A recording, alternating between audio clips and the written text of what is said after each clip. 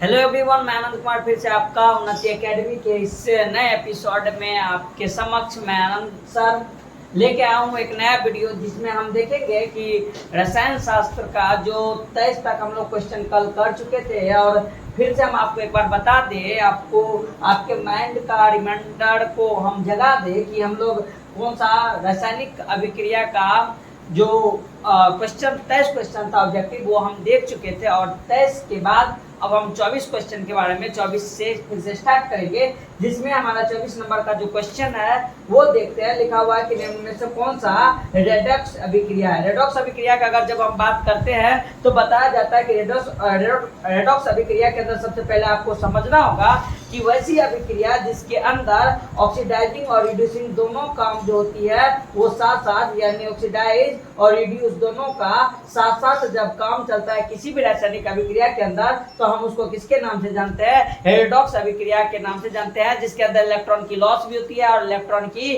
Gain भी होती है। हम जब इस ऑप्शन को देख रहे हैं तो इसके अंदर हम चारों ऑप्शन को सबसे पहले जब डिस्कस करेंगे तो पहला ऑप्शन हमारे पास है कि हाइड्रोजन और क्लोरीन गैस के मिलने से हमारे पास क्या बना? HCl बना। दूसरा है, हालांकि ये वाला जो आपका रासायनिक अभिक्रिया है ये आपको एक बात बता दे, इसी ऑप्शन से ये भी पता चलता है कि ये आपका कौन सा संयोजी अभिक्रिया के नाम से भी इसको हम जानते हैं। किसके नाम से दोस्तों? संयोजी के नाम से भी जानते हैं। जब आगे क्वेश्चन के बारे में हम अगला ऑप्शन की बात करते हैं तो यहाँ पे कैल्शियम कार्बोनेट चूना पत्थर जो है जो ब्रेक डाउन करने के बाद कैल्शियम ऑक्साइड और कार्बन डाइऑक्साइड में बताया जाता है कि विघटन करते हैं, टूटते हैं। इसका मतलब ये किस प्रकार का अभिक्रिया है दोस्तों?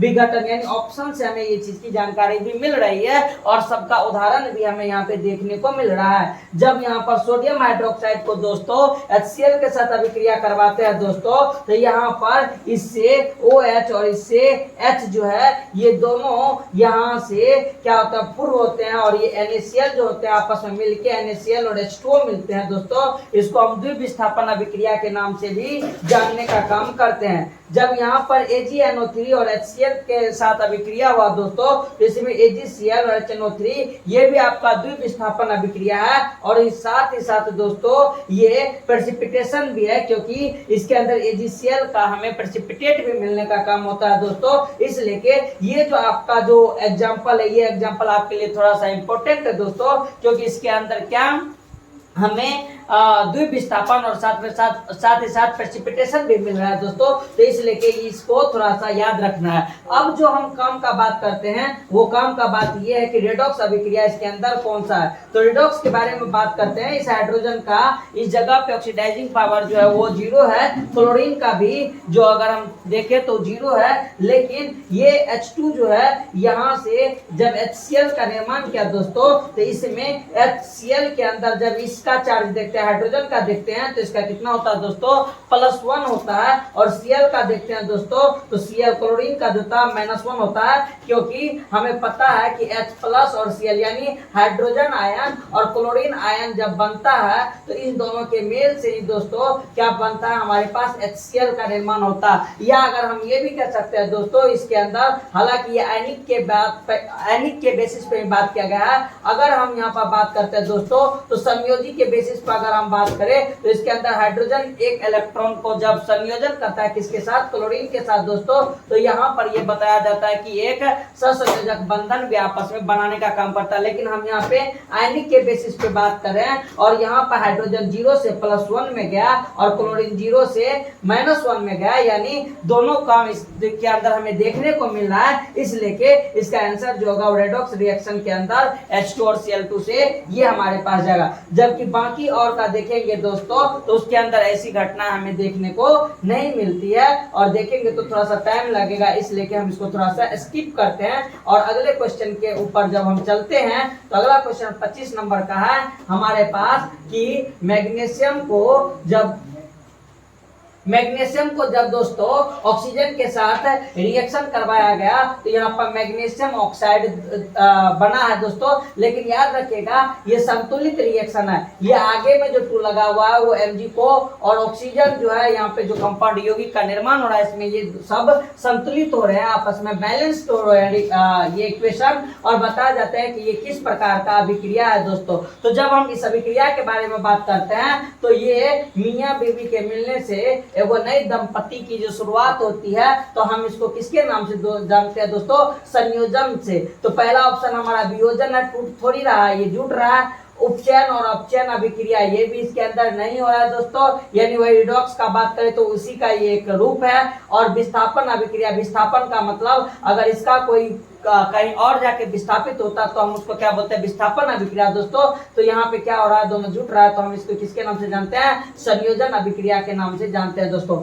अगला 26 नंबर का क्वेश्चन है कि चूना पत्थर को जब हम उष्मा देते हैं, यानी चूना पत्थर जो उष्माशोषी होती है दोस्तों, उसके अंदर जब वो ब्रेक करता है तो ब्रेक करने के बाद हमें कैल्शियम ऑक्साइड और कार्बन डाइऑक्साइड की प्राप्ति होती है। तो याद रखिएगा एक अभिक्रिया है, हालांकि ये अभिक्रिया यहाँ पर आपको दिया हुआ है। 26 और 27 नंबर क्वेश्चन इंटर रिलेटेड है और आपस में दोनों समानता रखती है। समानता क्या रख रही है दोस्तों कि यहाँ पर चूना पत्थर यानी कैल्शियम कार्बोनेट को उष्मा देने पर वो कैल्शियम ऑक्साइड और कार्बन डाइऑक्साइड के अंदर जब टूटा दोस्तों तो बोल रहा है कि ये किस प्रकार का अभिक्रिया है। दोनों बताइए, इसमें कोई सा भी मतलब थोड़ा सा भी दिमाग लगाना है, आप ही बताइए कौन सा है ये दोस्तों? तो कौन सा है? वियोजन अभिक्रिया, यानी टूटने वाला काम हो रहा है दोस्तों। कौन सी वाला? टूटने वाला यहाँ पे काम हो रहा है, यानी ये वियोजन अभिक्रिया के नाम से जाना जाता है दोस्तों। जबकि द्वि अपघटन का मतलब दोनों बगल विस्थापन होता वो, या संयोजन अभिक्रिया वो जुटता तो, और जब उष्मा क्षेपी होता तो उससे उष्मा की प्राप्ति होती। अब 27 नंबर का क्वेश्चन सेम वही क्वेश्चन है। जब इस क्वेश्चन का हम बात करते हैं तो ये भी कौन सा क्वेश्चन है दोस्तों? वियोजन का ही दूसरा नाम होता कौन सी? अपघटन। तो ये भी आपका जो आंसर जाएगा, जब ये कैल्शियम कार्बोनेट टूटेगा तो ये जो प्राप्ति होती है हमें, इस प्राप्ति होने के उपरांत इस घटना को हम कौन सा कहते हैं? अपघटन अभिक्रिया के नाम से जानने का काम करते हैं दोस्तों। जब इसके बाद 28 नंबर के क्वेश्चन के बारे में बात करते हैं तो देखिए 28 नंबर का क्वेश्चन आपका दोस्तों क्या है? याद रखिएगा ये जो आप जो ऑब्जेक्टिव कर रहे हैं इसके अंदर बार बार बोल रहे हैं कि हर एक ऑब्जेक्टिव को आप देखिए और आपको बिना पढ़े भी आप एग्जाम में बेहतर मार्क यहाँ से ला सकते हैं जब इस ऑब्जेक्टिव को आप बेहतर ढंग से देखिएगा और हर एक ऑब्जेक्टिव के ऑप्शन के ऊपर रिसर्च कीजिएगा तो आपको ये सारा चीज और ये जो हम जो बता रहे हैं ये आपके लिए बहुत ज्यादा इजी हो सकता है। चलिए 28 नंबर का बात करते हैं दोस्तों, जिसमें लिखा हुआ है कि निम्न में से उष्माक्षेपी अभिक्रिया। अब समझने वाली बात है कि हम उष्माक्षेपी कब कहते हैं। उष्माक्षेपी का मतलब क्या होता है दोस्तों? जब वो क्या हीट को निकालता है, यानी रिएक्शन के बाद जो होता है हमारे प्रोडक्ट में जब हमें हीट की प्राप्ति होती है दोस्तों तो उस टाइप की अभिक्रिया को हम क्या कहते हैं? उष्माक्षेपी कहते हैं। अब हमें देखना है दोस्तों कि कार्बन और ऑक्सीजन के मिलने से कार्बन डाइऑक्साइड बना और इसमें उष्मा को क्या किया? बाहर निकालने का काम किया। जबकि NaCl और AgNO3 को अभी तुरंत बताए थे प्रेसिपिटेशन होता है दोस्तों और द्वि अपघटन के नाम से जाना जाता है। सी नंबर में बताया जाता है कि रिएक्टेंट में उष्मा का यूज हुआ। रिएक्टेंट लिया उष्मा का और हाइड्रोजन और आयोडीन को मिलाने से, हाइड्रोजन गैस और आयोडीन के गैस को मिलाने से यहाँ पे हाइड्रोजन आयोडाइड बनाया। जबकि कैल्शियम कार्बोनेट में ताप देने के बाद कैल्शियम ऑक्साइड और कार्बन, तो यानी कहने का मतलब इसके अंदर क्यों बोला है कि उष्माक्षेपी। और ये भी अभी पढ़े थे कि कैल्शियम कार्बोनेट को जब हम ताप देते हैं यानी उष्मा देते हैं तब जाके ऐसी घटना होती है। तो हमारे पास एक ऑप्शन दिख रहा है अपने नयन से कि इसके अंदर उष्मा की क्या हो रही है? प्राप्ति हो रही है उत्पादन में, तो हमारा उष्माक्षेपी अभिक्रिया यही जाएगा। जबकि 29 नंबर के क्वेश्चन के बारे में दोस्तों हम जब बात करते हैं तो 29 नंबर का क्वेश्चन क्या बोला गया कि नीचे दी गई अभिक्रिया के संबंध में कौन सा कथन सही है? लेड ऑक्साइड को कार्बन के साथ जब हमें अभिक्रिया करवाए तो हमें यहाँ पे लेड जो सॉलिड स्टेट में और कार्बन डाइऑक्साइड गैस की दोस्तों क्या हुई? प्राप्ति हुई। और ये भी इक्वेशन आपका क्या है दोस्तों? बैलेंस है। तो अब क्या बोला है दोस्तों कि इसके अंदर लेड जो होता है वो अपचयित हो रहा है। लेड जो होता है दोस्तों वो क्या लिखा हुआ है कि अपचयित हो रहा है। सेकेंड नंबर में कार्बन डाइऑक्साइड जो है दोस्तों वो क्या बोल रहा है कि उपचयित हो रहे हैं। और ये जो तीसरा नंबर का ऑप्शन है दोस्तों, ये बोला कि कार्बन जो है वो उपचयित हो रहे हैं दोस्तों। और फिर उसके बाद जो है लेड ऑक्साइड जो था, लेड ऑक्साइड वो आपका क्या हो रहा है, उपचयित। इसको एक बार स्पष्ट कीजिए, सही से देखिए, क्वेश्चन अच्छा है। और जब इस क्वेश्चन को देखते हैं तो पहला जो लिखा हुआ उसका बोला शीशा, यानी शीशा जो है आपको यहाँ पर दिख रहा है दोस्तों। तो यानी लेड ऑक्साइड से क्या बना, शीशा बना, यानी यहाँ पे ऑक्सीजन जो है लेड से दूरी बनाई, तो इसका मतलब ये अपचयित हो रहे हैं दोस्तों, रिड्यूसिंग। यहाँ पर ये ऑक्सीजन इससे हट रहा है दोस्तों, तो रिड्यूसिंग हो रहे हैं दोस्तों। तो इसका मतलब ये बात कहीं ना कहीं सही है। उसके बाद कार्बन डाइऑक्साइड बोल रहा है कि उपचयित, कार्बन डाइऑक्साइड जो है दोस्तों वो यहाँ पर उपचयित नहीं हो रहे हैं दोस्तों, जबकि कार्बन जो होता है, ये कार्बन जो है ये बोल रहा है कि अपचयित हो रहा है, ये कार्बन भी अपचयित नहीं हो रहा है दोस्तों। ये चौथा आंसर जो है लेड ऑक्साइड उपचयित हो रहे हैं दोस्तों। तो लेड ऑक्साइड जो अगर हम बात करें यहाँ पे, लेड ऑक्साइड जो है वो उपचयित हो रहे हैं दोस्तों। इसका मतलब, कहने का मतलब ये दोनों ऑप्शन जो है वो दोस्तों सही है। शीशा जो है वो यहाँ पे अपचयित हुआ और लेड ऑक्साइड यहाँ पे उपचयित है, यानी इसका आंसर जो जाएगा वो आपका बी नंबर दोस्तों जाएगा। जब अगला क्वेश्चन के बारे में हम बात करते हैं, 30 नंबर क्वेश्चन के बारे में जब हम बात करते हैं, तो 30 नंबर क्वेश्चन हमारे पास है कि निम्न में से कौन सी अभिक्रिया युग में, मतलब जोड़े हमेशा साथ साथ होती है, यानी उसके अंदर दोनों क्रियाएं होती है। दोनों क्रियाएं का मतलब, कहने का मतलब ऑक्सीडाइजिंग और रिड्यूसिंग दोनों। तो ऑक्सीकरण और अपकरण जब दोनों होता है तो बताया जाता है कि हम उसको किसके नाम से जानते हैं दोस्तों, रेडॉक्स के नाम से जानते हैं। जो कि जिस अभिक्रिया के अंदर ये सिर्फ दोनों जो होती है, ये दोनों क्रियाएं जो होती है दोस्तों वो साथ साथ हमें देखने को मिलता है, और ये रिडॉक्स का क्या होता है, उदाहरण होता है, याद रखिएगा दोस्तों। जबकि अगर हम 31 नंबर के क्वेश्चन का बात करते हैं, तो 31 नंबर में है कि निम्न में से कौन सी अभिक्रिया कौन सा उत्क्रमणीय है, यानी रिवर्सिबल है दोस्तों। तो रिवर्सिबल वाला साइन हम आपको कल के वीडियो में भी बताए थे कि रिवर्सिबल का साइन ये है, जिस रिएक्शन के अंदर ऐसा हमें दिखेगा वो क्या होगा, उत्क्रमणीय होगा। देखिए, नाइट्रोजन और हाइड्रोजन गैस मिलने से अमोनिया जो है ये बनता भी है और टूट के फिर हमें उस चीज की प्राप्ति भी होती है। बाकी जो है वो सिंगल डायरेक्शन जो है रिएक्शन है, जिसके अंदर सिर्फ बनने की क्रियाएं हमें दर्शाने का काम किया गया। जबकि 32 नंबर के क्वेश्चन के बारे में जब हम डिस्कस करते हैं दोस्तों, तो इसमें लिखा हुआ है कि निम्न में से कौन सा अभिक्रिया का लक्षण नहीं है, निम्न में से कौन सी अभिक्रिया का लक्षण नहीं है दोस्तों। इसके अंदर का बात करें, ये टाइप का क्वेश्चन हम कल भी देखे थे, रंग में परिवर्तन, गैसों का निकलना, अवक्षेपण का बनना, अभिकारकों का तापक्रम स्थिर रहना। यानी अगर हम बात करें तो इसके अंदर रंग के अंदर परिवर्तन अभिक्रिया का लक्षण नहीं है। तो रंग का परिवर्तन जो होता है दोस्तों वो हमें देखने को मिलता है किसी भी अभिक्रिया के अंदर। गैसों का निकलना भी किसी भी रासायनिक अभिक्रिया के अंदर हमें ये देखने को मिलती है। प्रेसिपिटेशन का भी बात होता है, लेकिन अभिकारकों का तापक्रम स्थिर रहना दोस्तों, ये तापक्रम का स्थिर रह पाना ये संभव नहीं होता है दोस्तों। इसके अंदर तापक्रम का अंदर अभिकारकों के अंदर, हालांकि ये थोड़ा सा कॉन्ट्राडिक्शन वाला क्वेश्चन है, इसका ऑप्शन आपको बेहतर ढंग से यहाँ पर नहीं दिया गया है। नहीं इसलिए दिया गया है कि सिर्फ अभिकारकों का बात बोला, और अभिकारकों का अगर हम बात बोले तो किसी भी रिएक्शन के अंदर मान लिया जाए कि A+B मेरे पास है और इससे AB बना है, तो इसके अंदर चलिए रिएक्शन के दौरान इसके तापमान के अंदर प्रोडक्ट बनने में तापमान में चेंज आएगा, लेकिन अभिकारक का जो उस समय तापक्रम का अगर बात करेंगे तो वो तापक्रम लगभग बताया जाता है, सिर्फ उसका अगर बात करें तो वो स्थिर रहता है। जब प्रोडक्ट बनता है तो प्रोडक्ट के अंदर होता है, तो इसका जो ऑप्शन जाएगा दोस्तों वो डी जाएगा। और कल इसी टाइप का एक क्वेश्चन था जिसके अंदर से बताया गया था कि अभिकारक के रंग के अंदर चेंजिंग हमें देखने को मिलता है, उसके अंदर ऐसा दिया गया था। तो इस टाइप का क्वेश्चन थोड़ा सा यहाँ पे दिक्कत कर रहा है, स्पष्ट नहीं है इसका ऑप्शन। जबकि 33 नंबर के क्वेश्चन का अगर बात हम करें तो 33 नंबर के क्वेश्चन के अंदर है कि आयरन का ऑक्साइड और अल्युमिनियम का जब बात करते हैं तो ये दोनों अभिक्रिया करने के बाद यहाँ पे हमें अल्युमिनियम ऑक्साइड जो कि एक एम्फोटेरिक होते हैं, यानी अम्लीय और भस्मीय गुण दोनों इसके अंदर हमें देखने को मिलता है, और बताया जाता है कि आयरन की प्राप्ति हुई। और ऊपर दी गई अभिक्रिया किस प्रकार की अभिक्रिया है, तो उसमें कुछ नहीं, हम जान रहे हैं कि ये जो ऑक्सीजन है वो आयरन के साथ रहना पसंद नहीं किया है, उससे ज्यादा थोड़ा सा अल्युमिनियम जो है रिएक्टिव है और उसके साथ वो अल्युमिनियम ऑक्साइड का निर्माण करवा लिया। तो इस प्रकार से हम देख रहे हैं कि आयरन से ऑक्सीजन जो है विस्थापित हो रही है, हट रही है। इसका मतलब ये किस प्रकार का अभिक्रिया होगा, विस्थापन अभिक्रिया हमें वहां पे देखने को मिलता है। जबकि 34 नंबर क्वेश्चन के बारे में दोस्तों अगर हम बात करते हैं तो 34 नंबर का क्वेश्चन आइए देखते हैं क्या है। 34 नंबर का क्वेश्चन है कि प्राकृतिक गैस का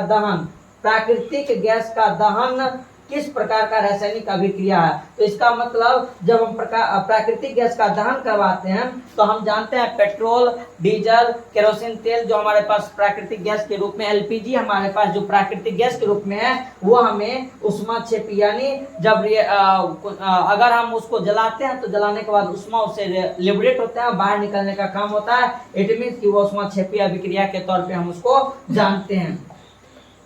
जबकि अगर हम 34 के बाद 35 नंबर के क्वेश्चन का बात करते हैं दोस्तों, तो 35 नंबर का क्वेश्चन जो हमारे पास है वो 35 नंबर का क्वेश्चन देखिए क्या है कि अमोनिया के अणु में नाइट्रोजन और हाइड्रोजन का अनुमान कितना होता है दोस्तों। 2021 में पूछा गया। अमोनिया का जब बात करते हैं दोस्तों तो क्या बोलते हैं NH3, और जब इसमें नाइट्रोजन का परमाणु का बात करते हैं तो 1, हाइड्रोजन का परमाणु का बात करते हैं तो 3, यानी अमोनिया के अंदर नाइट्रोजन का 1 और हाइड्रोजन का 3 परमाणु हमें देखने को मिलता है। लेकिन कभी कभी ऐसा भी होता है जब हम स्पीड में क्वेश्चन करते हैं तो हमें एक होता है कि नाइट्रोजन 3 और, यानी इस टाइप के ऑप्शन को टिक करने में हमें आसानी होता है। और हम तो एग्जाम में गलती करने के लिए ही जाते हैं, तो उसमें थोड़ा सा ध्यान रखिएगा कि इसका आंसर जो होगा वो क्या जाएगा, 1:3 जाएगा।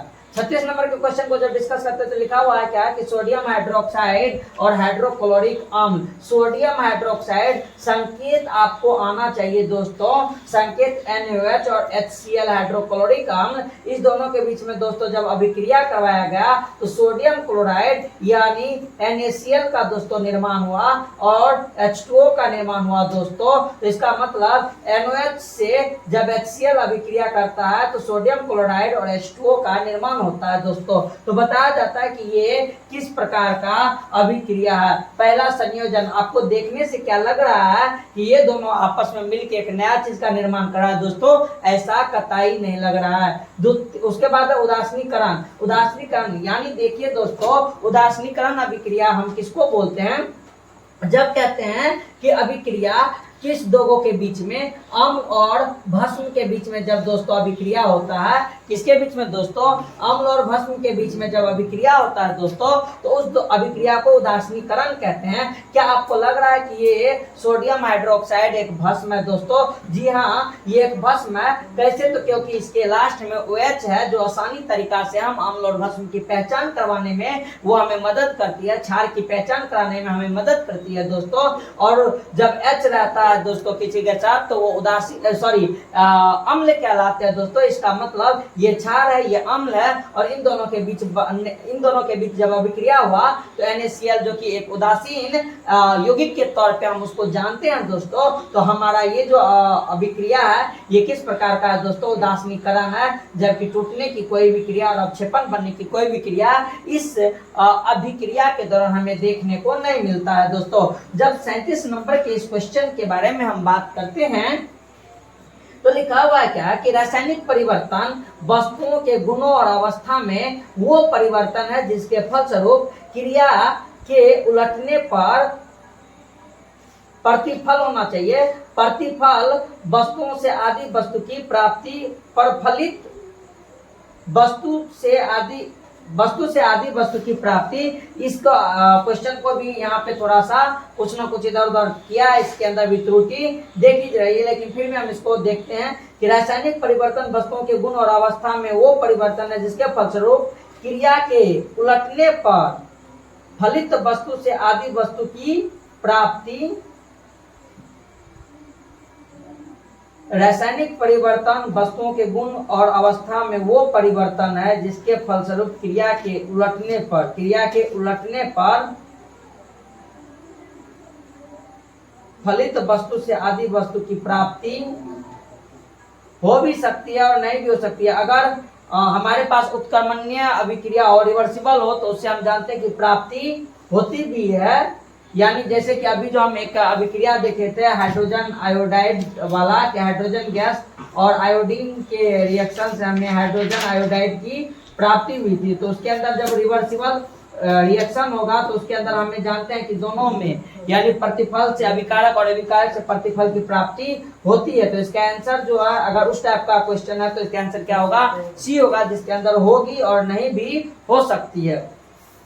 38 नंबर के क्वेश्चन के बारे में जब बात करते हैं तो लिखा हुआ है कि साग सब्जी का विघटन होकर कंपोस्ट बनना किस प्रकार का अभिक्रिया है। यानी जब ये क्या बोलते हैं, साग सब्जी जो हम लोग डालते हैं कचरा के रूप में कहीं एक जगह पर इकट्ठा करते हैं, तो विघटित होकर वो एक खाद के रूप में, कंपोस्ट के रूप में बनाने का काम करता है। और बताया जाता है वो किस प्रकार का अभिक्रिया है दोस्तों, तो संयोजन अभिक्रिया तो नहीं हो सकता, क्योंकि जुटने का काम नहीं होती है। उष्माशोषी यानी उष्मा लेके वो कार्य करे, ऐसा भी हमें देखने को नहीं मिलता है। हालांकि इसके अंदर अपघटन होता है दोस्तों। क्या होती है इस टाइप की अभिक्रिया, अपघटन होती है, लेकिन यहाँ पे अपघटन का कोई भी ऑप्शन हमारे पास नहीं है। अवक्षेपण का बात करते हैं तो अवक्षेपण भी नहीं होती है। हालांकि टूटने के बाद उष्माक्षेपी हो सकती है, क्योंकि टूटने के बाद उसके अंदर से कुछ मात्रा में जो एनर्जी होता है हीट के रूप में जब ब्रेक डाउन करते हैं, उसका विघटन करते हैं, तो उष्माक्षेपी यहाँ पे बेहतर होगा। हालांकि इसके अंदर ऑप्शन होना चाहिए आपका कौन सी, विघटन होना चाहिए, क्या है कि वो टूटने की क्रिया है जिससे टूट के कंपोस्ट बनती है, यानी बड़े बड़े जटिल अणु जो है छोटे छोटे अणु में टूटती है। और इसलिए के इसका ऑप्शन उष्माक्षेपी हम बता रहे हैं, क्योंकि जब जटिल अणु टूटती है, ब्रेकडाउन करती है, तो उसके अंदर से हीट भी जनरेट होता है दोस्तों। क्या जनरेट होता है दोस्तों, हीट जनरेट होता है। इसलिए के ये जो अभिक्रिया होगा ये आपका क्या होगा, उष्माक्षेपी होगा, ये निसंदेह है। जब 38 नंबर के बाद अगला क्वेश्चन के बारे में हम दोस्तों बात करते हैं, तो अगला क्वेश्चन 39 नंबर है हमारे पास, क्या कि सिल्वर क्लोराइड को जब हम सूर्य का प्रकाश देते हैं, तो सिल्वर क्लोराइड को सूर्य के प्रकाश में ये सिल्वर और क्लोरीन गैस के रूप में, सिल्वर सॉलिड और क्लोरीन गैस के रूप में हमें प्राप्त होता है। तो सूर्य के प्रकाश में रेडिएशन, ये किस टाइप की अभिक्रियाएं होती है।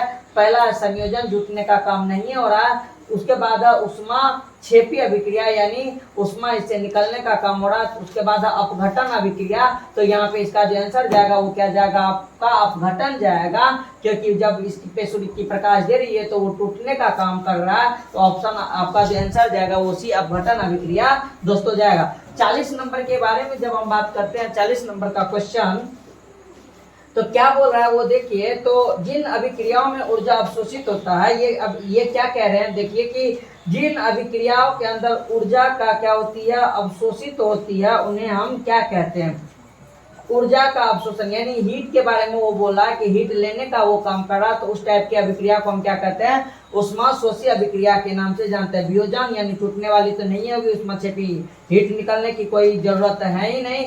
तो इसका ऑप्शन जो जाएगा वो क्या जाएगा, उष्माशोषी जाएगा। अगला क्वेश्चन 41 नंबर के बारे में जब बात करते हैं तो ये बताया जाता है कि आयरन और कॉपर सल्फेट को जब करते हैं तो यहाँ पे आयरन सल्फेट और कॉपर हमें मिलता है। इस उदाहरण से, इस अभिक्रिया का कौन सा उदाहरण अगर बात करें तो हम जान रहे हैं कि आयरन जो है वो कॉपर सल्फेट से सल्फेट को विस्थापित करवा के, यानी कॉपर से ये सल्फेट विस्थापित होकर आयरन सल्फेट का निर्माण करवा रहा है। इसका मतलब ये किसका उदाहरण है, विस्थापन अभिक्रिया का है। संयोजन मतलब जुटने वाली काम नहीं हो रही, द्विघटना का मतलब दोनों तरफ और फिर नहीं देखने को मिला, और उष्माक्षेपी अभिक्रिया है ही नहीं दोस्तों। अगला जब क्वेश्चन के बारे में हम बात करते हैं दोस्तों, अगला क्वेश्चन हमारे पास 42 नंबर का क्वेश्चन,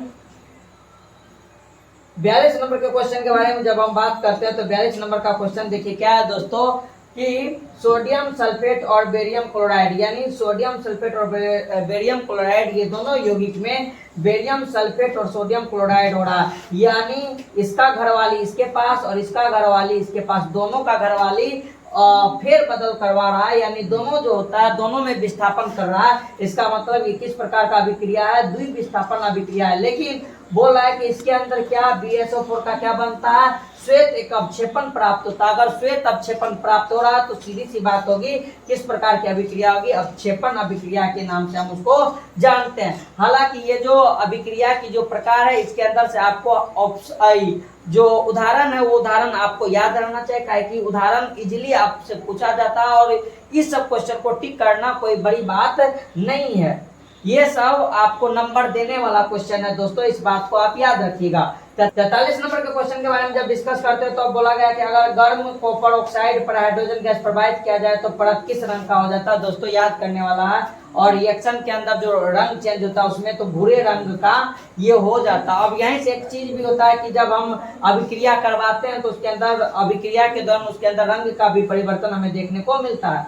44 नंबर क्वेश्चन है कि कॉपर सल्फेट के विलयन में लोहे की कील डालने पे यानी आयरन, कॉपर सल्फेट को किससे हमें करवाना अभिक्रिया, आयरन से करवाना। तो हम जानते हैं कि आयरन जो होता है उस कॉपर सल्फेट को अपने पास बुला लेता है और कॉपर को क्या करवा देता है, बाहर निकलवा देता। तो यहाँ पर हमारे पास जो बनता है वो क्या होता है, किस प्रकार का अभिक्रिया है दोस्तों, तो वो हमारे पास विस्थापन अभिक्रिया के नाम से जानते हैं। इस टाइप का आपके पास बहुत ज्यादा एक क्वेश्चन दोस्तों पूछा जाता है। जब अगला क्वेश्चन के बारे में हम बात करते हैं दोस्तों, 45 नंबर क्वेश्चन है दोस्तों हमारे पास, क्या देखिए 45 नंबर क्वेश्चन है कि लोहे की एक नई वस्तु चमकीली होती है लेकिन कुछ समय तक वायु में छोड़ देने पर उस पर एक लालिमा युक्त भूरे रंग की परत चढ़ जाती है और यह किस प्रकार का अभिक्रिया है। 8वां का क्वेश्चन है दोस्तों, किस क्लास का, 8वां का, जिसमें हमें बताया जाता है कि ये कोरिजन होती है, जंग लगने की एक क्रियाएं होती है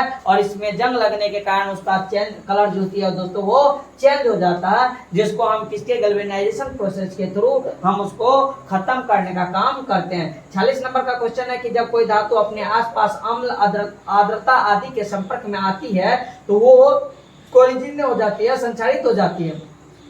तत्वों के ऊपर हरा परत और चांदी के ऊपर काली परत चढ़ना किसका उदाहरण है, तो किसका उदाहरण होगा दोस्तों, उसी में दिया हुआ है संक्षारण का, किसका, कोरिजन। यानी कहने का मतलब उसके अंदर जो किसी भी अलग गैसेस कंडीशन के कारण उसके अंदर जो कलर चेंजिंग हमें देखने को मिलता है, यानी किसी भी धातु का हवा के संपर्क में रहने पे अगर उसका रंग में परिवर्तन आता है तो इस सारी की सारी चीज को हम क्या कहते हैं, संक्षारण के नाम से जानते हैं। 47 नंबर के क्वेश्चन के बारे में अगर बात करें दोस्तों तो 47 नंबर का क्वेश्चन हमारा है क्या, कि जब कोई पदार्थ विघटित होकर या अन्य पदार्थों से क्रिया कर वो भिन्न गुण वाले पदार्थों का निर्माण करवाता है तो हम उसको, देखिए इतना क्वेश्चन करने के बाद बोल रहा है कि सीता किसकी पत्नी है, आप ही बताइए किसकी है। तो हम अगर बात करें तो वो कौन सी होती है, रासायनिक अभिक्रियाएं होती है जिसके अंदर कोई एक चीज टूट के नया चीज के रूप में बनने का काम करते हैं और भिन्न गुण वाले पदार्थ का निर्माण वहां पे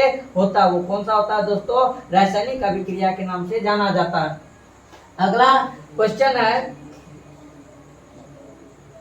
कि अम्लीय पोटासियम डाइक्रोमेट के घोल में, किसके, अम्लीय पोटासियम डाइक्रोमेट K2Cr2O7 जो होता है, K2Cr2O7, ये किसको, इसका नाम क्या होता है, पोटासियम डाइक्रोमेट, उसके अंदर सल्फर डाइऑक्साइड SO2 के साथ प्रवाहित करते हैं तो घोल का रंग नारंगी से बदलकर कैसा हो जाता है दोस्तों, याद रखने वाला, अभी आप इसको याद ही रख सकते हैं, हरा रंग का वो हो जाता है दोस्तों। अगर हम 49 नंबर के क्वेश्चन के बारे में बात करते हैं तो 49 नंबर का क्वेश्चन दोस्तों देखिए क्या है कि वो निम्न ताप कर्म जिस पर कोई पदार्थ जलना प्रारंभ करता है तो उस पदार्थ का वो क्या कहलाता है दोस्तों, बताया जाता है वो उसकी ज्वलन ताप होती है, जिस ज्वलन ताप पर वो जलना स्टार्ट करती है और उस ज्वलन ताप से पहले जो उसके अंदर एक गुप्त ऊर्जा भी संचित करने का वो होता है। जैसे मान लिया जाए कि अगर हम सलाई जला के इसको जलाने का काम करें तो वो तुरंत नहीं जलता है, कुछ देर तक पहले उस हीट को अवशोषित करता है